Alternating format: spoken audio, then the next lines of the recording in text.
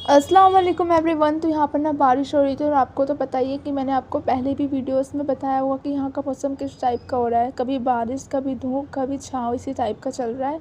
फिर यहाँ पर ना मैंने अपनी चाय बनाई और फिर यहाँ पर मैंने कप में करी क्योंकि सबके लिए बनाई थी। और फिर यहाँ पर मैंने अपनी ट्रे में करी चाय और फिर नीचे भी जाना था क्योंकि नीचे ना फेसियल वगैरह कुछ लेकर आया था वो। तो फिर यहाँ पर मुझे नीचे आई, फिर मैं यहाँ पर मैंने सबको चाय दी और फिर यहाँ पर फेसियल कुछ ले आया था, नमकीन वगैरह।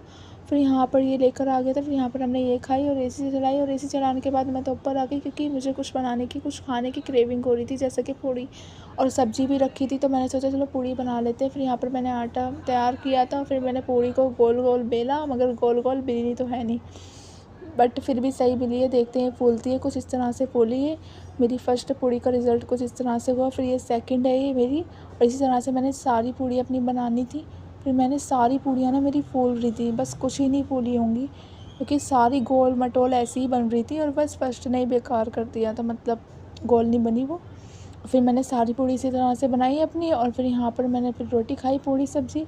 और फिर यहाँ पर पूड़ी सब्ज़ी खाने के बाद अम्मी ने कुछ फॉर्म्स निकाल कर बैठ गई थी और शाम के टाइम ना हमने सोचा चलो पास्ता बनाते हैं।